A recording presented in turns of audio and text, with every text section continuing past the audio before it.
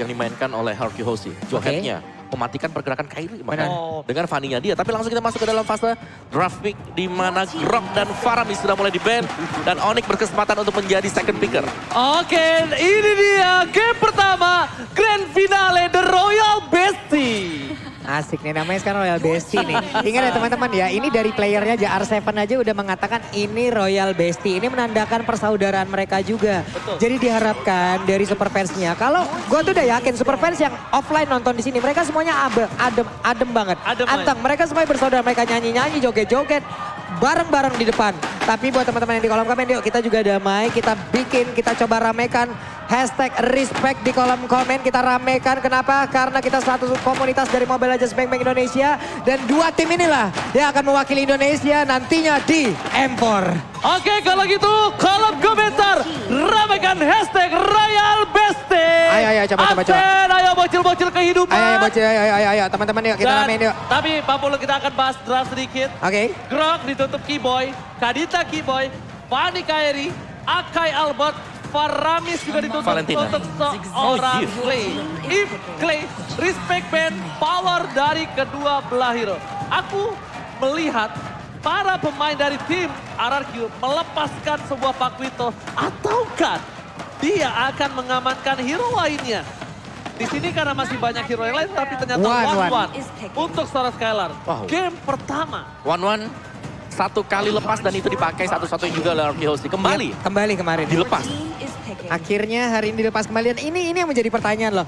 Onyx ini akan memikirkan sebuah hal seperti apa lagi. Tapi Pakito dan juga Valentina mereka amanah. Bedanya sekarang Valentina. Dulu dia bisa langsung mengamankan crossbow tank walaupun mungkin damage-nya berbeda. Iya. Tapi sekarang Harus pecahin dulu. harus pecahin dulu. Tapi aku bukan di situ. Powernya di sini adalah Valentina di pick ketika kiri akan ada Parsha. Iya. Kiri akan ada Parsha, Iya. kanan ambil Valentina itu. Dan ini picknya Pakuito bukan untuk Kairi kalau menurut aku. Yap. Untuk Boots. Karena akan bermain sandwich ketika kita tahu one-one, bermain one-one. Oke. Selalu akan ada di belakang bukan? Betul. Jadi satu-satunya yang bisa mencari one-one di belakang. Mungkin. Tapi akan ada sebenarnya ini pedang bermata dua loh. Pakito di saat ingin maju, ingin mengejar One-One. One-One punya WON aja, lu ngegoceknya enak banget cuy.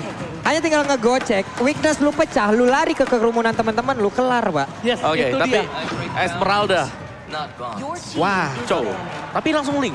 Gua Tadi udah- gue kira mereka pengen ambil retail dulu. Enggak, kalau gue kenapa enggak? Karena apa? Udah pasti one-one ini akan jadi makanan. Yep. Link dari dulu ketika one-one belum menjadi hero yang mungkin secondary. Sempatkan dia di tier S. Yang selalu first pick apapun akan di-ban untuk serang one-one. Itu emang makanannya Link di early. Kalau Linknya gak respon ke sana, makanya aku bilang dari awal, Pakuitonya akan di-boost. Karena harus ada assassin. Entah Link, entah Hayabusa. Tapi ternyata kita tahu Kairi. Ya, tapi dengan second pick seperti ini, Link di pick, Hilda langsung di ban. Satu hero yang memang bisa mengganggu konsentrasi dari Link untuk melakukan farming. Dan ini sudah dibuang. Berarti tinggal satu roamer kira-kira yang bisa mengganggu lagi. Dan Balmond. Balmond adalah hero signature untuk Kairi. Tapi sejauh ini ya, Balmond untuk di playoff ini agak jarang kelihatan. Jarang banget kelihatan. Hanya ada beberapa kali kemarin, hanya ada Bener. beberapa momen untuk digunakan. Kita lebih sering lihat di regular ya, Ya, daripada di Di playoff regular buat buset. Balmond. Karena ini akan berat banget menurut aku Balmond. Kenapa? Pertama, oke, dia punya lethal counter retribution. Tapi Balmond adalah jungler Johead, jalan kaki. Benar. Jungler jalan kaki. Ya memang punya level counter retribution, bisa menang objektif, tapi nanti untuk tim fight jangka panjangnya, di mid late gamenya. Dan Johead di ban kemarin, waktu di babak playoff, berjumpa dengan Onyx Finn dengan Joheadnya. Ini mematikan banget pergerakan dari Kairi ketika menggunakan steel cable dengan Fanny-nya dia. Selalu bisa di-eject, di-cancel semuanya. Dan ya menurut ini adalah wise choice juga dengan melakukan banning trap Johead karena Unstoppable Force ini bisa selalu mengejar kemanapun Link bergerak. Dan Povius ban, Benedetta. Dan bahkan Opung, satu hal, ketika Johead di ban, bukan hanya mengejar di mana Link berada, nurunin Link. Itu yang lebih serem. Jatuh dari pohon. Jatuh dari tembok, jatuh dari pohon, itu lebih serem dibandingkan dikejar. Betul. Karena kalau dikejar, akan putus. Iya. Ya kan? Unstoppable Force itu bisa putus kalau kejauhan. Tapi kalau kedekatan, turun. Udah bukan turun. Pilih. Langsung. Sekarang ambil god lane-nya. Kenapa? Roamernya tutup untuk sebuah Di-retail. surprise. Iya. Karena gameplay profesional player ketika di second pick, second phase, dia nggak mau roamernya terlihat. Oke, ini Karena zaman sekarang bukan masalah carry lagi. Romer is the key juga. Betul, dan dengan di-picknya Irritail ya, dan di ban-nya dari Povius. Sebenarnya ini Benedetta ada, dan satu lagi Ruby terbuka untuk Arkehosi. Ruby bisa potong Link, Ruby bisa potong dari Pakito juga. Setuju. Fredrin juga bahkan masih ada sebenarnya. Kalau Aku memang Ruby. cowoknya masuk jadi jungler. Aku Ruby. Ruby 100% aku setuju banget Ruby. Kenapa? Pertama, dia nutup Paquito, dia nutup Valentina, hero-hero Des jalan kaki. Itu enak banget ditutup Ruby. Ada, kalau Lilia agak berat sih sebenarnya kalau Lilia ya. Ruby Parsha. Ruby Parsha benar. Itu dia, Ruby Parsha. Franco.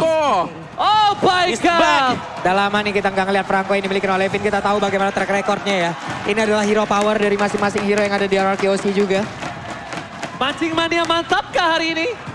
Abang Vin dan last pick for Keyboy. Kalau menurut aku pribadi, mungkin ntar lo gameplaynya dia itu agresif, Chow ditutup, Kadita nggak ada, Matilda, Franco, Akai, Akai, cancel dan stun, Romer. Apakah Digi?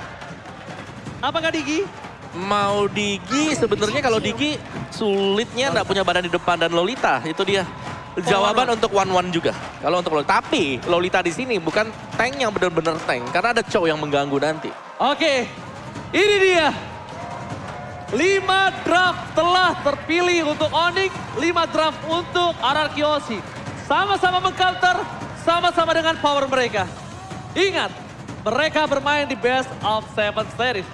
Mungkin terlihat banyak nyawa di sana karena butuh 4 poin untuk bisa mendapatkannya. Tapi Om Wawa, Papulung, di sini game pertama itu juga menentukan. Menentukan banget. Menentukan banget bagaimana nanti mental boosting yang mereka milikin juga. Sementara itu untuk sekarang, kita mau tes dulu nih, kita mau tes dulu suara ini ya. Kita mau tes dulu suara Kingdom sama Sonic. Oke, yang pertama, Viva! Kurang semangat Viva! RRQ! RRQ! Wah, luar biasa dan Onyx! Onyx mana sore, go! Go! Sekali lagi go! Oke, ini dia. The Royal Derby, EPL Playoff Arena, mana suaranya? Go to the land of down. Ini dia Grand Finale EPL Indonesia season yang ke-10. Oke, dan game pertama pun dimulai. Semuanya terlihat sudah mengisi di role-nya masing-masing, sudah mengisi di lane-nya masing-masing. Lolita lebih mengarah untuk bisa melindungi dulu pergerakan dari god laner yang mereka milikin. Ada game pause terlebih dahulu. Sabar. Oke. Sabar ya. Pantesan kok gue ngadep belakang. Kita bakal lihat menuju ke arah draft kali ini. Retribution Kairi kembali mengamankan Little Wonder. Yap. Di sisi bottom lane seperti kata Pulung dan juga Om Wawa dan juga Ranger Mas. Kalau para pemain dari tim Onyx ini bakal coba untuk mendominasi di early-nya dengan adanya 1-1 di arah bottom lane. Yes, style prediction. Di mana Onyx, Papulun dan Ranger Mas, Om Wawa dan juga caster Inggris lainnya menuju ke arah RRQOC. Oke, ini adalah predik yang memang sudah terlihat. Ada 4 untuk Araki, 2 untuk Onyx. Prediksi, just prediksi. Dan untuk sekarang di bagian bawah ada pergerakan. Ini yang gue sebutkan tadi. Ya. Antara Link, belum lagi sekarang punya Lolita, Guardian Bulwark-nya akan menjadi pengacau sistem dari Swallow Pact 1-1 loh. Ini bakal sangat-sangat mengacaukan sekali karena untuk sekarang 1-1 masih mencoba untuk bisa maju ke bagian depan. Ada Tempest of Blade dikeluarkan pula. Satu hit terakhirnya berhasil mendapatkan first blood dan 1-1 dihancurkan. Dan itu dia satu-satunya makanan Kairi. Nggak mungkin Kairi nge-pick up yang lainnya kecuali Parsha. Tapi kali ini Albert bisa untuk mengamankan objektif gaming. Karena apa? Tidak ada Tempest of Blade, tidak ada Retribution. Sudah bisa dipastikan. RRQOC akan mengamankan satu buah turtle yang pertama. Oke. Para pemain dari tim Onyx Esports, mereka udah harus coba untuk mundur karena tidak mungkin melakukan kontes di depan. Oh, seperti yang sudah saya duga, tidak mungkin di kontes. Yap. Jungler pasti mengamankan satu buah turtle karena Retribution di bawah didapatkan. Tempest of Blade, Kairi nggak punya defensif, Kairi nggak punya ofensif. Plus sekarang Kairinya menggunakan Link. Ada objektif yang jauh lebih penting daripada itu semua. Purple Buff. Mendadak di sini Purple Buff itu udah sangat berharga. Tapi di tangan Link, ini adalah tujuan utama kehidupannya loh. Oke, dan juga ini lawannya adalah Demon Slayer ya. Dari Linknya dengan Killing Spree-nya, Demon Slayer dari Chow yang lebih cepat untuk mendapatkan buff. Jadi mungkin di awal, Gold memang menjadi target dari Onyx Esports. Tapi kebalikannya dari RRQOC, mereka bisa dapetin untuk objektif. mereka bisa main dan mereka ini berada di seputar dari XP Lane. Masuk ke dalam jungle dari Onyx Esports juga bisa untuk menekan Kairi untuk tidak mendapatkan item lebih cepat. Yes, dan Finn kita lihat dengan Franco-nya, bahkan kalau dia mencoba untuk menggigit Kiboy pun menurut aku pribadi nggak apa-apa. Kenapa? Kiboy ini, dia early seperti ini, dia masih lembek. Dia nggak terlalu keras seperti nanti di metode late game. Jadi kalau misal dapat cewek atau Kiboy selama bukan Sans, nggak masalah. Dan bahkan di depan sana, WF Dragon telah dikeluarkan seorang Albert. Tapi lihat, masih ada Purify di tangan dari seorang Sans yang tidak akan coba di follow up. Para pemain dari tim, Onyx Esports, masih mau lebih. Divide terjadi, berjalan belakang, Kairi dan ternyata satu buah tempo problem. Tidak bisa diberhentikan pergerakannya. Bloody Hand sekalipun.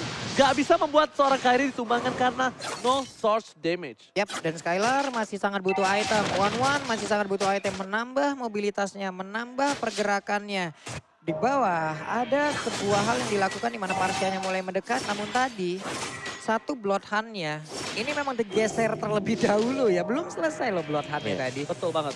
Dan juga dari One yang kita tahu butuh item ya, dia item dependent hero. Dan ini selalu di pressure. Onyx Esports mereka mengarah ke One. Dan akhirnya dari Finn ini harus benar-benar mengawal One-nya. Sedangkan pressure yang masuk kalau memang hanya dari Finn, dia itu single target hero juga. Jadi masih bakal ada lagi untuk follow up yang lain dari hero yang memang bisa meng-outrange Franco-nya. Oke, di arah Turtle yang selanjutnya. Ini akan menjadi perebutan yang cukup adil kalau dia dapetin satu. 16 terbuka, sama dengan Veda SC. Mundur ke belakang, Finn akan menjadi makanan. Dan bahkan bermain dari tim Onyx Esports, mereka mengamankan 1 poin. Albert masih memiliki 1 buah retribution. Apakah Albert kali ini akan mencoba untuk berani melakukan adu retribution terhadap seorang Kairi? Lihat, langsung ada Farsha kembali. Dan di sisi adu retribution dan ternyata Kairo masih mengambil 1 buah retribution. Team 5, dapat soul plate, dapatkan di sana 1-1, terbang ke angkasa. Skylar membuat 1 poin setidaknya hadiah untuk tim Araki Hoshi di Turtle yang kedua. Oke, walaupun tadi belum berimpact cukup banyak dan juga untuk dari Albert sendiri agak ragu terlihat untuk maju ya Om ya. Kenapa? Karena dia bisa juga untuk langsung di-copy dari IMU yang dimiliki oleh Valentina. Dia maju ditendang dengan 1 Way of Dragon menjauh lagi. Betul. Dari Valentina yang mengamankan 1 Federal Strike. Ya, dan akhirnya dari Araki Hoshi mereka harus back off dulu untuk membuat dari One-nya ini bisa dapetin gold lagi. Yap. Setidaknya apapun tadi yang udah mereka lakukan walaupun tidak mendapatkan turtle. Tapi mereka mendapatkan kompensasi nih dengan 1 player. Ya ibaratnya ini sebuah keuntungan walaupun tidak sebanyak keuntungan yang diberikan oleh Grab loh. Sama diskon. 90% Mbak. Oke, tapi Kairi kali ini nggak mendapatkan diskon point kill dari bottom lane. Tapi yang di rumah dapat diskon 90%. Jadi scan di bawah ini sekarang juga nomor ambil sambil order grab. Tunggu apa lagi? Let's go! Let's go. Dan sekarang di bagian bawah. Udah ada 1 outer turret yang berhasil dihancurkan kembali keuntungan untuk Onyx Esports. RRQ Hoshi harus perlahan tapi pasti mereka bisa membalikan keadaan. Namun sekarang buat kalian yang lagi nonton ataupun yang memang sudah datang langsung ke MPL ataupun dari GT Theater Expo ini. Pastikan kalian sudah menggunakan head and shoulder. Memwipe up langsung ke arah ke top B-nya nih Pak. Yes, biar kalian ketemu jodoh di sini ya. Ya, langsung. Iya, udah rambut wangi, badan Rambut wangi. Gak apa-apa, gak tampan, yang penting wangi ya guys ya. Iya. Iya.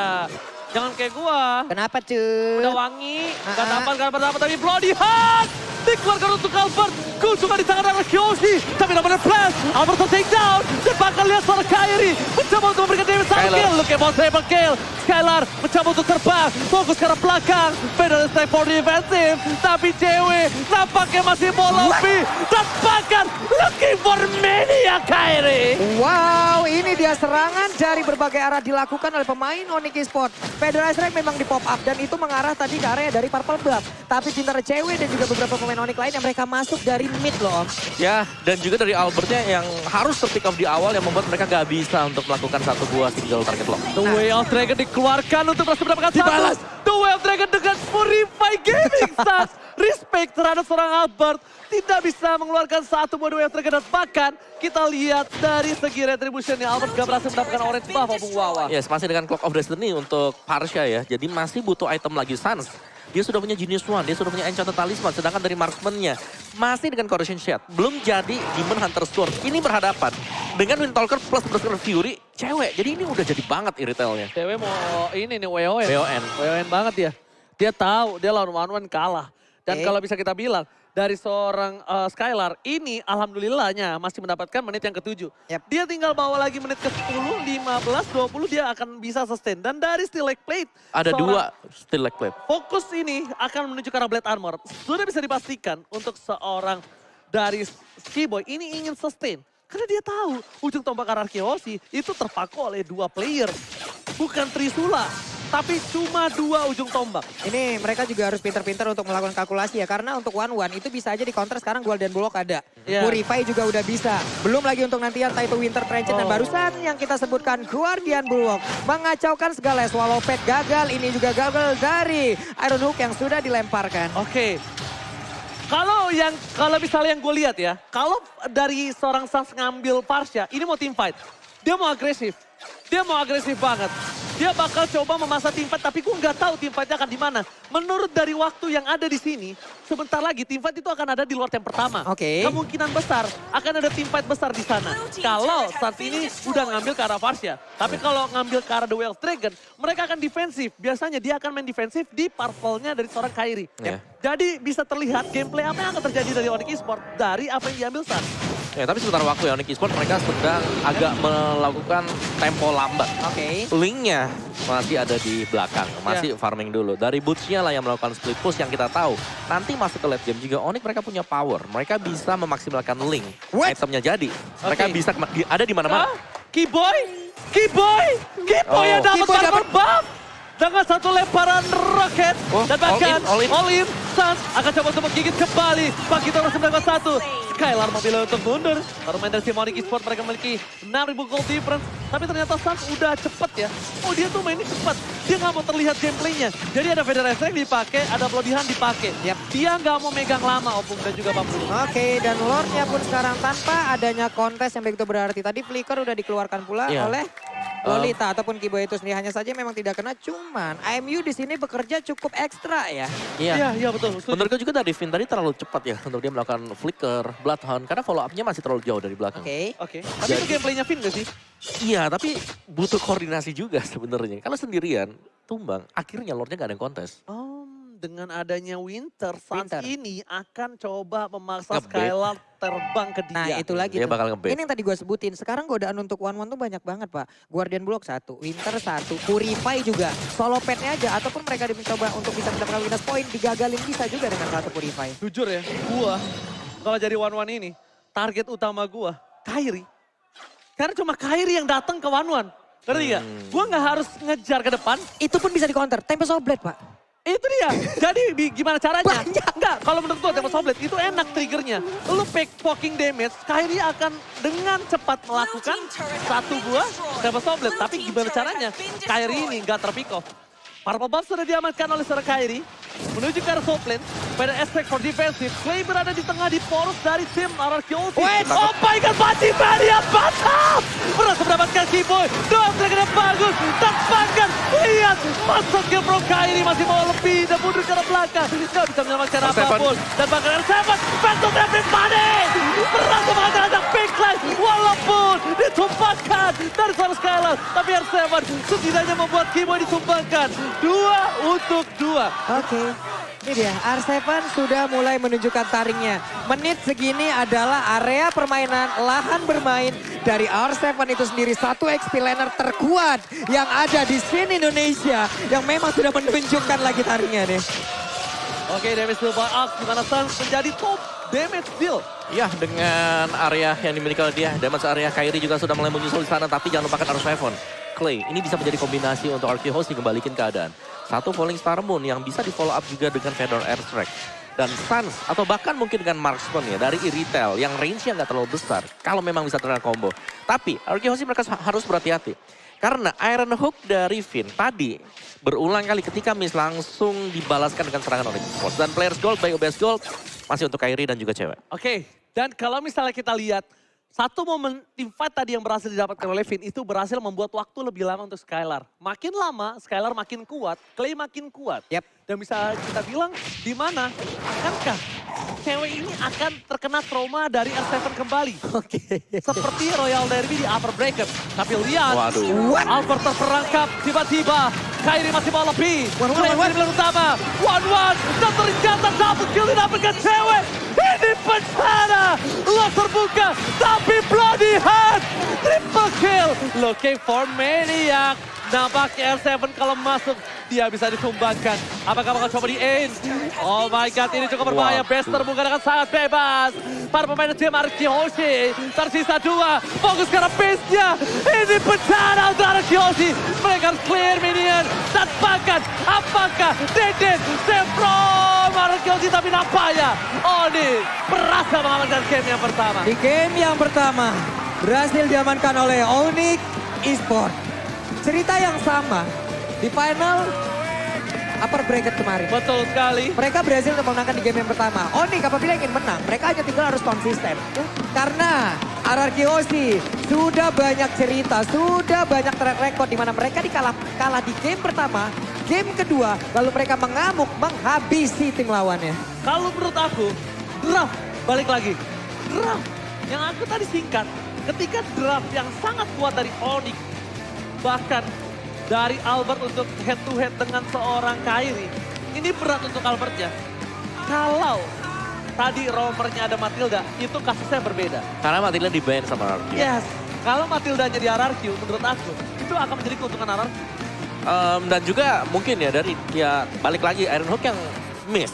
Begitu kita lihat adanya miss Iron Hook dari Finn, langsung di start. Team fight langsung di start oleh Onyx Esports. Mereka gak ragu sama sekali, mereka langsung nabrak ke depan. Karena mereka yakin banget ketika itu lagi cooldown, mereka gak bisa ada momen-momen tertentu kecuali memang terkena Bloodhound. Dan semuanya sudah dipersiapkan ketika ada Bloodhound, mereka bisa nge-cancel hal tersebut. Jadi langsung ditabrakin juga dan Valentinanya dari Suns yang cukup berbahaya karena efek Terrify, efek teror yang dipakai juga. 0,6 second ini sudah lebih daripada cukup untuk membuat Esmeralda mungkin gak bisa terlalu dekat dengan pemain-pemain Onyx Esports. Yap, game pertama akhirnya bisa dibilang berhasil diamankan oleh Onyx dari berbagai lini tanpa begitu banyaknya kontes yang terjadi. Permainan masih slow banget loh temponya. Oh, benar. Dan aku kira tim fight yang didapatkan Finn tadi bisa membawa waktu untuk Skylar. Tapi ternyata ada tim fight tiba-tiba kan di tengah. Ya. Diculik Albertnya. Case-nya berubah banget, Pung. Dan pinternya semuanya ya, semua dari Onyx untuk R7 dicuekin, Mbak. R7 di sini udah kayak ansos banget loh. Terakhir. Lu ntar aja R7. Kita butuh 4 orang di Arkihoshi dulu yang akan dihancurkan. Lalu R7 pun yang terakhir tadi dicuekin doang. Karena mereka tahu bagaimana kekuatan yang dimiliki oleh R7 yang sangat-sangat butuh waktu kalau mau numbangin ini orang. Iya, benar. Ekstra. Semua stars bisa habis di R7 sendiri. Habis, Pak. Jadi memang harus dibagi aja yang lain dulu, R7-nya nanti mungkin pakai basic attack lah atau bahkan dari si Suns ya, balik lagi dengan Valentina dia juga. Dan Pakito dari Boots yang tampil luar biasa, tapi linknya mengganggu banget. Apalagi buat si ini ya di gold lane-nya, buat Skylar tadi, karena one-one-nya ditarget secara terus-menerus. 3